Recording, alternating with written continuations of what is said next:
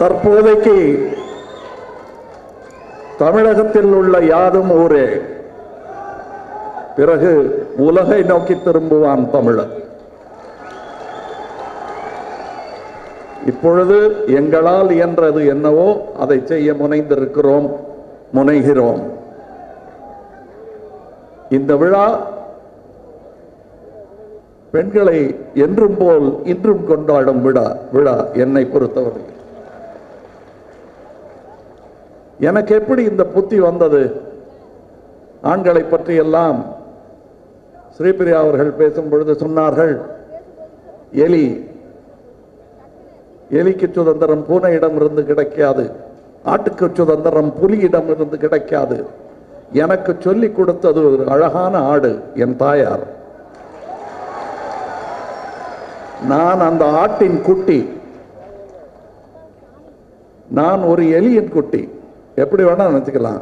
தாய் சொல்லிக் கொடுக்கிறது தான் என் மொழியாகும்.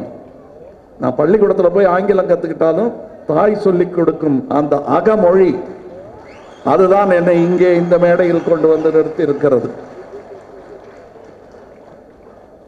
எங்கள் குடும்பத்தில் பெண்களை மதிப்பதற்கான முதல் பாடம், ஆரம்ப பாடம் எனக்கு நினைவு தெரிந்த முதலே தொடங்கிவிட்டது என்பதுதான் உண்மை. எங்கள் குடும்பத்தின் தலைவர் என்று நாங்கள் அனைவரும், என் தந்தையார் உள்பட, பாசத்துடன் நேசத்துடன் அவர் காதலுடனும் சேர்ந்து பார்த்தது என் தாயாரைத்தான். அவரிடம் கேட்காமல் எந்த பெருமுடிவையும் அவர் எடுக்க மாட்டார். அதை நான் பார்த்திருக்கிறேன். அந்த காலையில் 9 to 5 தான் அவருடைய அதட்டல் எல்லாம். 5 மணிக்கு மேல காதலாகி கசித்து கண்ணீர் மல்கி நிற்கும் அந்த வயோதிகரைத்தான் நான் பார்த்து வளர்ந்தேன். அந்த அன்பு, அந்த பாசம், அந்த காதல் தொடர்கிறது என்னுள். நான் இந்த காந்திமதி அம்மாவை பார்க்கும் பொழுது, இந்த சகோதரிகளை பார்க்கும் பொழுது, நாம் மகான்களை தேடிக்கொண்டிருக்கிறோம். இதோ இவர்கள்தான். அவர்களைப் போல் நாம் ஆக வேண்டும் என்ற ஒரு எண்ணத்தை எந்த ஒரு பாடமும் இல்லாமல், எந்த ஒரு தனி போதனையும் இல்லாமல் நம்முள் விதைக்கும் இவர்கள் பெரும் மன விவசாயிகள்.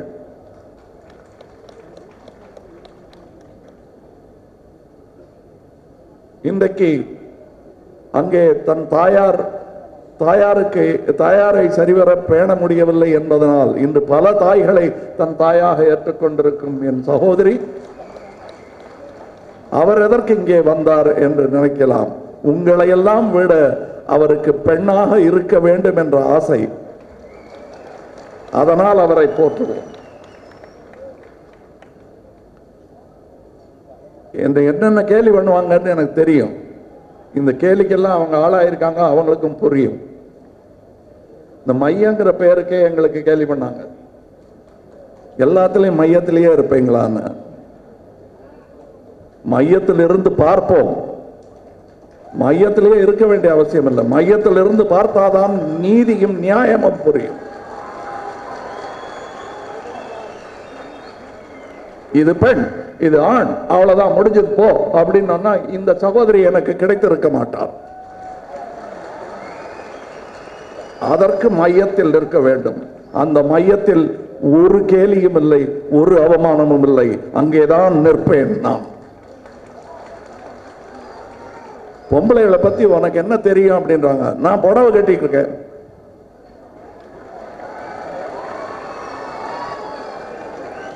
கொஞ்சமா வளர்ந்துகிட்டு இருக்கிற இந்த மீசையை முறிக்க சொல்லுவேன், எனக்கு புடவை கட்ட தெரியும். இதுல என்ன அவமானம்?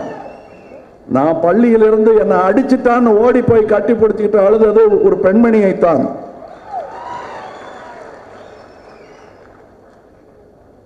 சரி சரி திருப்பி அடிக்காதே என்று சொல்லிக் கொடுத்து, வீரத்துடைய உச்சகட்டமே அஹிம்சை என்பதை சொல்லாமல் சொன்ன என் தாய் இங்கே பல கண்களில் தெரிகிறார் எனக்கு.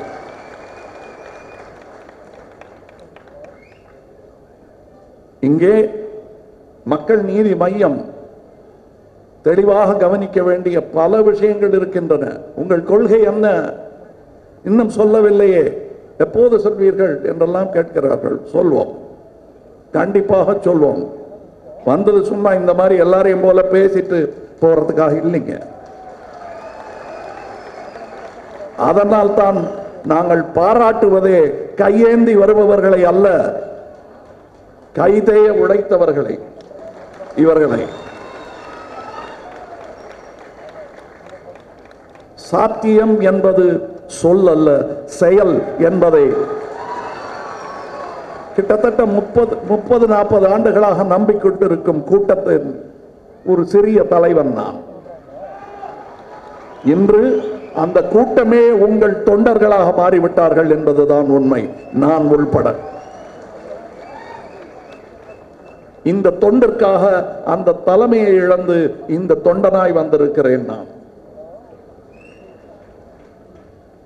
அப்போ உங்க சினிமா என்ன ஆகும்? அதுக்கு நிறைய நல்ல கலைஞர்கள் இருக்கிறார்கள், அவர்கள் அந்த வேலையை செய்யட்டும். இந்த வேலையை செய்யாமல் நான் போக மாட்டேன். சரி, ஒரு பெரிய ஒரு விஷயம் நடந்துட்டு இருக்கு.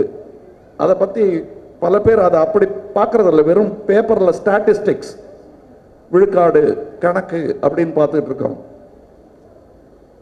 கடந்த சில ஆண்டுகளில் 3,60,00,000 பெண்களை காணவில்லை இந்தியாவில்.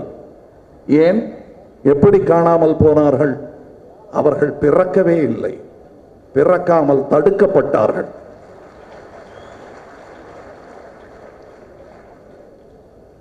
அதற்கும் திருச்சியில் கொல்லப்பட்ட என் சகோதரிக்கும் அதிக வித்தியாசம் இல்லை.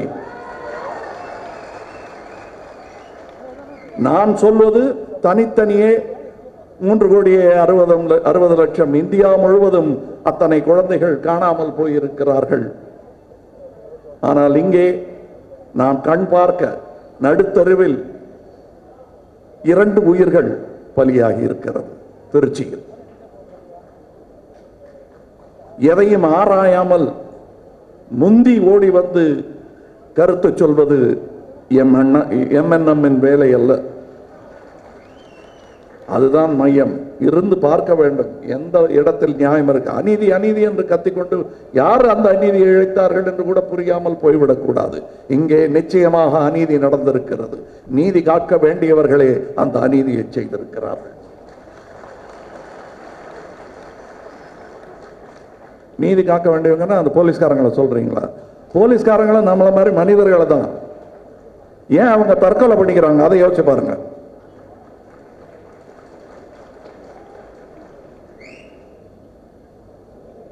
ஐந்து ஆண்டுகளுக்கு முன்னாடி கோர்ட்டில் பரிந்துரைக்கப்பட்ட மன அழுத்தத்துடன் இருக்கிறார்கள், அவர்களை கவனியுங்கள் என்று சொன்ன நீதிபதியின் கூற்றை மதியாது நடந்ததனால் தான் இத்தனை தற்கொலைகள் நடக்கின்றன. கொலைகளுக்கு கூட அது காரணமாக இருக்கலாம் என்று நம்புகிறேன். ஏனென்றால் ஜல்லிக்கட்டு போராட்டம் நடந்து கொண்டிருந்த போது இங்கே லாட்டி சார்ஜ் நடந்தது சென்னையில். ஆனால் திருச்சியில் ஒரு அறிவார்ந்த போலீஸ்காரர் லாட்டி எல்லாம் கீழே வைத்து விட்டு பேசி மனமாற்றத்தை ஏற்படுத்தார். பேசி சமாளிக்கவில்லை, பேசி அவர்களை வீட்டுக்கு திரும்பி போக வைத்தார். அவர்களுக்கு ஒரு சல்யூட். இப்படிப்பட்ட அநீதி இழைக்கும் போலீஸ்காரர்களுக்கு தண்டனை. இதுதான் எம்என்எம்மின் கருத்து. இதையும் சொல்றீங்க, அதையும் சொல்றீங்க. இதை சொல்லாம எப்படி இருக்க முடியும்? இந்த சகோதரனை பாராட்டாமல் அந்த சகோதரனை தண்டிக்கும் உரிமை எனக்கு கிடையாது.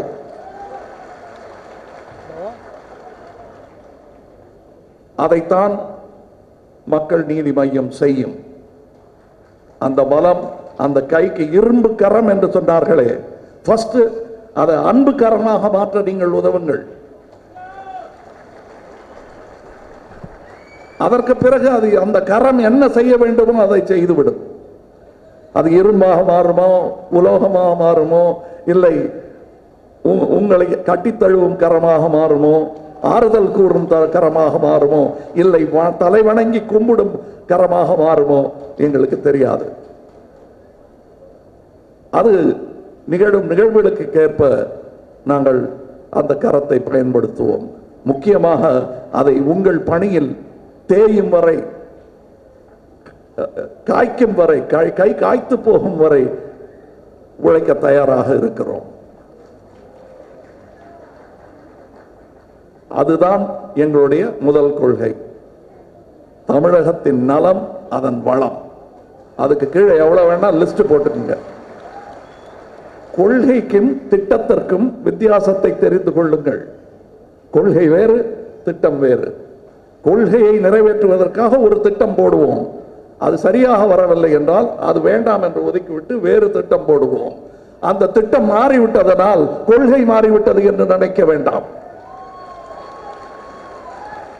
திட்டங்கள் மாறி மாறி வரும். 5 ஆண்டுக்கு முறை மாறும் பழக்கம் நமக்கு தெரியாததல்ல. 5 ஆண்டு திட்டம் என்று சொல்வார்கள். அவை திட்டம். கொள்கை என்பது மக்கள் நலம். அவ்வளவுதான், சிம்பிள். திரும்ப திரும்ப கேட்டுக்கிட்டு இருக்கீங்கன்னா அதான் நான் சொன்னேன், அதுக்கு புஸ்தகம் போட்டு கொடுக்கலாம். எப்ப போட்டு கொடுப்பீங்கிறாங்க. ரொம்ப பெரிய படிப்பாளிகள், இவர்களுக்கு போட்டு கொடுத்துருவோம்.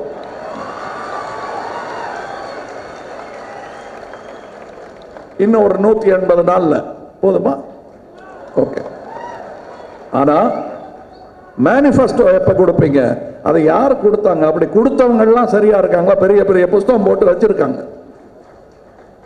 எங்களை விட சிறப்பாக கூட இருக்கலாம்.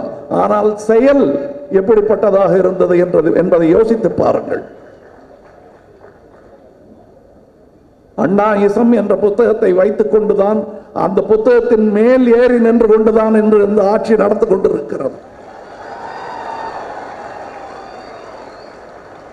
அந்த புத்தகத்தில் எத்தனை வரி இவர்களுக்கு ஞாபகம் இருக்கிறது? தெரிந்தவர்கள் இருக்கிறார்கள் கண்டிப்பாக. அந்த புத்தகத்தில் வரிக்கு வரி மனப்பாடம் செய்து வைத்திருந்தவர்கள் இருக்கிறார்கள். ஆனால் எங்கே இருக்கிறார்கள்? ஒதுங்கி இருக்கிறார்கள். அவர்கள் ஒதுங்கியதால் கூட இந்த குழப்பங்கள் வந்திருக்கலாம். ஒதுங்காதீர்கள், மையத்திற்கு வாருங்கள்.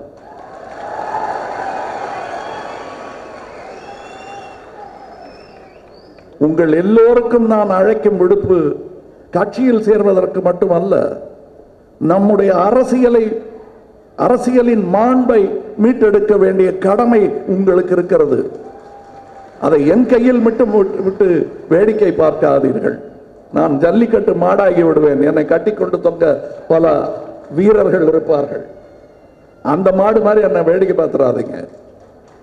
நான் உங்களுக்கு உழுக உதவும் மாடு. என் தோளில் ஏர் பூட்டி உழுங்கள். விவசாயத்தை காப்பாற்ற வேண்டும். அதற்கு பெண்களுக்கும் விவசாயத்துக்கும் என்ன சம்பந்தம்? நான் சொல்றேன், நிறைய சம்பந்தம் இருக்கு. பெண்கள் இல்லாம விவசாயம் நடக்குமா சொல்லுங்க? ஆனால் சம்பள விகிதியில் உங்களுக்கு அதுல பர்சன்டேஜ் கம்மியா தான், 20% தான் கிடைக்கும். வேலை வாய்ப்புகளே இன்று பெண்கள் அதிகமாக வேலை செய்கிறார்கள். கல்வி 70%க்கு வந்து விட்டது பெண்களின் கல்வி. ஆனால் வேலை வாய்ப்பில் கீழே தான், பின்தங்கி தான் இருக்கிறார்கள். உயர்ந்திருக்கிறது, இல்லை என்று சொல்லவில்லை, ஆனால் போதாது. உங்களுடைய ஜனத்தொகையே பெருக வேண்டும். அதற்கு இந்த துர்மரணங்கள், திருச்சியில் நடந்த துர்மரணங்களை தவிர்ப்பது ஒருபுறம் இருக்கட்டும், அது தவிர்க்கப்பட வேண்டிய ஒன்று. அவை இல்லாமலும் பல மரணங்கள் நடந்து கொண்டிருக்கிறது.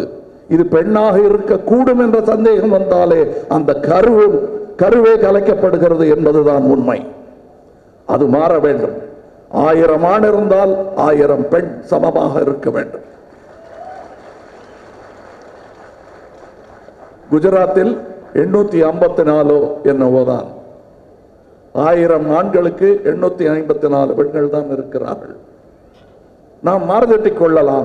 911 நமக்கு அது போதுமா? போதாது. 1011 ஆகட்டும், தப்பு இல்லை. ஆனா 911 ஆகக்கூடாது, அபாயம். இது அமெரிக்காவில் இப்படி ஒரு நிகழ்வு நிகழ்ந்திருந்தால் எமர்ஜென்சி அறிவிக்கப்பட்டிருக்கும். அந்த நிலையில் இருக்கிறோம். அவசர காலகட்டம் இது. பெண்களின் ஜனத்தொகை குறையக்கூடாது.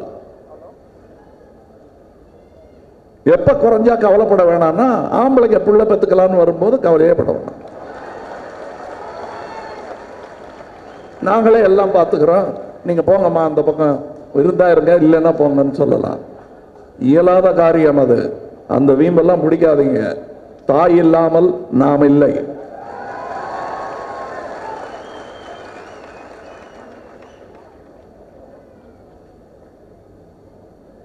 இங்கே என்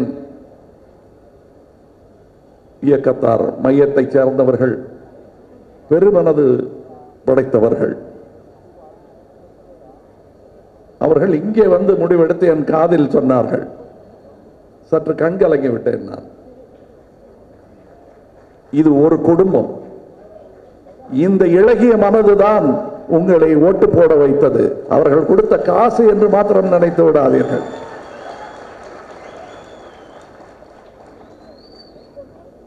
இங்கே ஒரு காலகட்டத்தில் கன்று இறந்த மாடு பால் கறக்காமல் போய்விடுமோ என்பதற்காக கன்றின் தோலை வைக்கலில் சுற்றி மாட்டுக்கு அந்த வாசம் பிடிக்க கொடுத்து பாலை கறந்து கொண்டு போவார்கள். அப்படித்தான் என்று நல்ல தலைவர்களை நினைவு கூர்ந்து கூர்ந்து பால் கறந்து கொண்டிருக்கிறார்கள். உணர்வு பூர்வமானவர்கள் தமிழர்கள் என்பது அவர்களுக்கு தெரியும். அந்த உணர்ச்சியை தூண்டி தூண்டி விளையாடுகிறார்கள். அந்த உணர்ச்சி இருக்க வேண்டும். அதற்காக அந்த உணர்ச்சியை விட்டு கொடுத்துடாதீங்க. அற்புதமான அந்த உணர்வு தான் இத்தகைய சூழலிலும் தமிழகத்தை காத்துக் கொண்டிருக்கிறது. அதற்கு உதாரணம் இங்கே இருக்கும் பெண்மணிகள். அரசு உதவவில்லை அவர்களுக்கு. அந்த அம்மா சூரிய ஒளியில தண்ணி கொடுக்கும் போது எனக்கு தாகம் வந்துருச்சு. எத்தனை கிராமங்களை இப்படி செய்யலாம், செய்ய முடியும், செய்தே ஆக வேண்டும் என்ற தாகம் அது. அதனால தான் திடீர்னு மைக் எடுத்து நாங்க ஏத்துக்கிறோம்னு சொன்னேன். எங்களால முடியுமா, நல்லா செய்ய முடியுமா, அதெல்லாம் தெரியாது, செஞ்சிருவோம். எடுத்து வச்சா போய் சேர்ந்துருவோம். அந்த நம்பிக்கை தான். ஆனா ஒரே ஒரு வாக்குறுதி நீங்க கொடுக்கணும். உங்களுக்கு கிடைத்த அனுபவ பாடம் என்னென்னவோ அதையெல்லாம் எங்களுக்கு கற்றுத்தர வேண்டும்.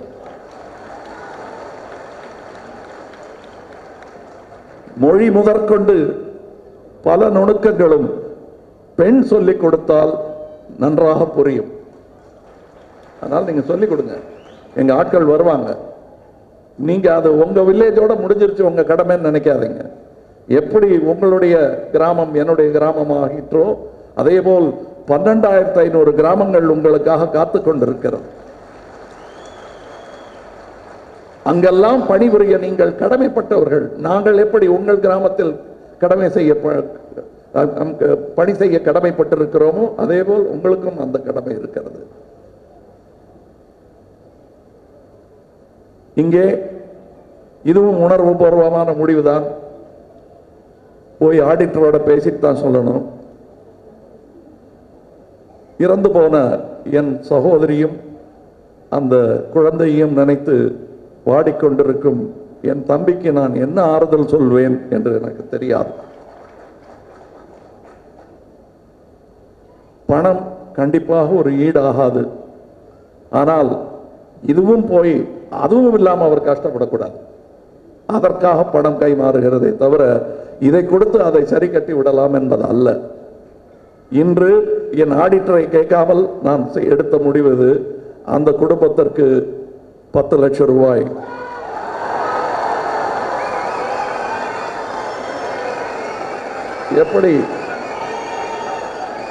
எப்படி தனி மனித முடிவு, கட்சிக்குள்ளேயே அவர்களாக எடுத்த முடிவை எடுத்துவிட்டு என்னிடம் சொன்னார்கள். அதே போல் மன்னிக்க வேண்டுகிறேன், உயர்நிலை குழுவிடம் கலந்து ஆலோசிக்காமல் நானே முடிவெடுத்து விட்டேன், மன்னிப்பீர்கள் என்று நினைக்கிறேன். இந்த முடிவு இதிலேயே பாருங்க, அவருடைய உஷாவின் கணவர் என்றே அறியப்படுவார் இனி அவர்.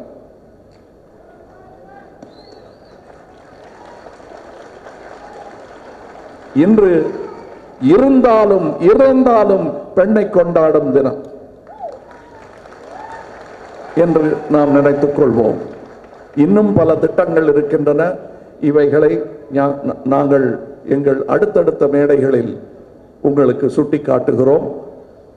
இல்லை எழுத்து வடிவில் தான் எங்களுக்கு புரியும் என்று சொல்பவர்களுக்கு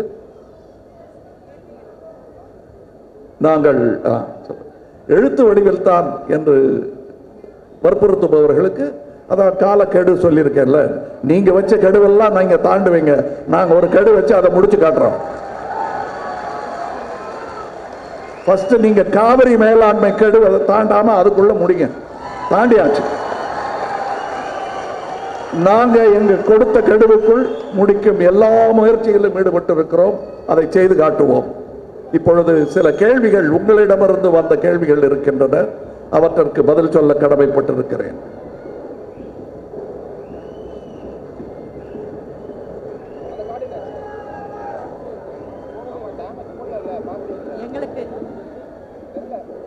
எங்களிடம் வந்து சேர்ந்த சில கேள்விகள்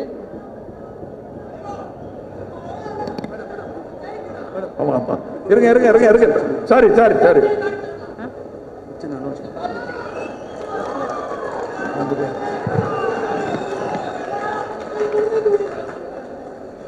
சரி சரி நண்பர்களே, தயவு செய்து அமருங்கள், தயவு செய்து அமருங்கள். அமர்வதற்காகத்தான் நாற்காலிகள், தயவு செய்து அமருங்கள். சார் அமைதியாக இருங்கள் ப்ளீஸ். கொஞ்சம் அமைதியா இருங்க. அவங்க கேள்வி கேட்டா பதில் சொல்றோம்.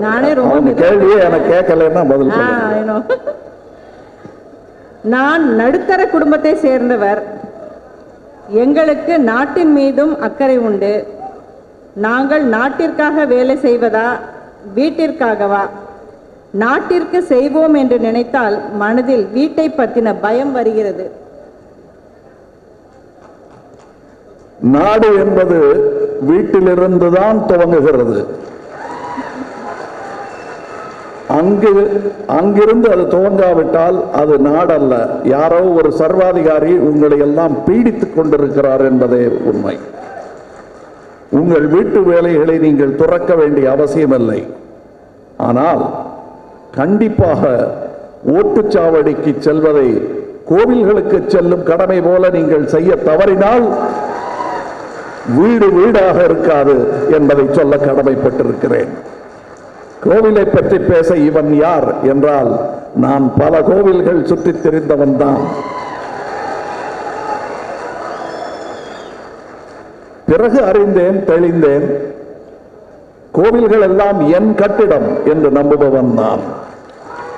அங்கு பூஜைகள் நடைபெறாவிடனும் அவை எனக்கு புனிதமானவை. உங்கள் வீடுகளும் அப்படிப்பட்டவைதான். உங்களை நாங்கள் ஏன் வரவேற்க வேண்டும்? நீங்களும் மற்றவர்களைப் போல் எங்களை நசுக்க மாட்டீர்கள் என்று என்ன நியாயம், என்ன நிச்சயம்? சாரி, ஒருவேளை உங்கள் ஆட்சி திருப்தி அளிக்காவிட்டால் பதவி விலகுவீர்களா? பதவிக்கே வரல, அதுக்குள்ள விலகிறத பத்தி சொல்றீங்க. சவால்.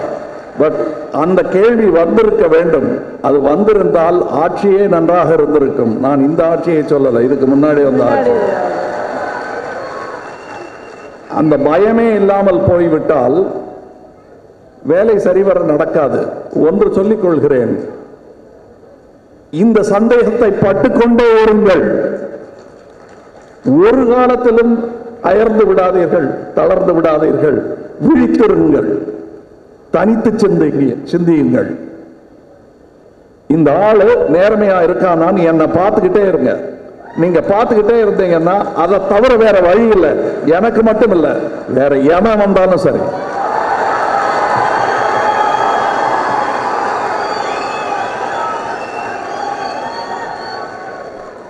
உங்கள் தீர்ப்பு தான் கடைசி தீர்ப்பாக இருக்கும்.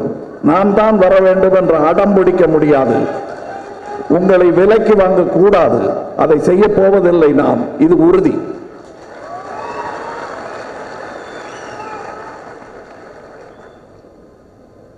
நான் எப்படி விலை போக மாட்டேனோ அப்படி எம்என்எம்மும் விலை போக கூடாது. இது நீங்க அடுத்த கேள்விக்கான பதில சொல்றீங்க. பட் கேள்வியே நான் இன்னும் கேட்கல. ஊழல் கட்சிகளாக நீங்கள் குறிப்பிட்டுள்ள கட்சிகளும் அதை சார்ந்த கட்சிகளுடனும் நாம் கூட்டணி வைக்க மாட்டோம் என்று நீங்கள் பகிரங்கமாக அறிவிப்பீர்களா? அறிவிச்சுட்டா போச்சு. இதை யோசிச்சு பாருங்க. இப்படி ஒரு கட்சியை துவங்கி கூட்டத்தை கூட்டி இன்னும் எலெக்ஷனுக்கு எத்தனை வருஷம் இருக்கோ இல்லை எத்தனை மாசம் இருக்கோ நம்ம யாருக்குமே தெரியாது. இதெல்லாம் செய்யாம ஒரு பெரிய கட்சியிடம் சேர்ந்து கொஞ்சம் கூழ கும்பிடு போடணும், போட்ட போச்சு. அப்படி போயிருக்கலாம்ல, ஏன் போகல? அப்ப மக்கள் ஆட்சியாக அது மலராது என்ற நம்பிக்கை எனக்கு இருந்தது. அதனாலேயே துணிந்து இதிலிருந்து விழுந்தால் எந்திரிக்கவே முடியாது என்றார்கள். இப்பவும் அப்படித்தானே கிடக்கு தமிழ்நாடு, எந்திரிக்க முடியாம. அதுல ஒருத்தனா இருந்துட்டு போறேன் அப்படின்னு தான் இந்த முடிவை எடுத்திருக்கிறோம். ஆக கயவர்களுடன் கூட்டணி வைக்க மாட்டோம் என்று கண்டிப்பாக சத்தியம் செய்து கொடுக்கலாம். திருடர்களுடன் கூட்டணி வைக்க மாட்டேன் என்று தைரியமாக சத்தியம் பண்ணி கொடுக்கலாம். குற்றவாளிகள் என்று எங்களுக்கு தெரிந்து விட்டால் கூட்டு சேர்க்க மாட்டோம் என்று வாக்குறுதி கொடுக்கலாம். இது எலெக்ஷன் வாக்குறுதி அல்ல, கட்சி ஆரம்பிக்கும் போதே கொடுக்கிற வாக்குறுதி. நன்றி. இன்று பெண்கள் தினம், ஆகவே இது பெண்கள் சம்பந்தப்பட்ட ஒரு கேள்வி. உங்களுக்கு பிடித்த ஒரு பெண் தலைவரை பற்றி கூறுங்களேன். அதைத்தான் நான் முதல்ல சொல்லிட்டு இருந்தேன். எங்க அம்மா, ஏன் அம்மா.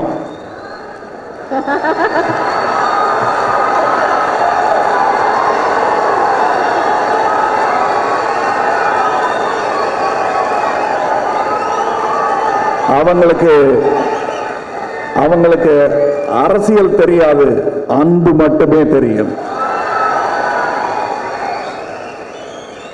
அவர்கள் கடைசி வரை அப்படி எனக்கு தலைவியாக வாழ்ந்துதான் மாண்டார்கள். 45 வயசிலிருந்து அவங்க சீக்காளி, எங்களையெல்லாம் பராமரித்தார்கள், தன்னை பராமரித்துக் கொள்ளவில்லை.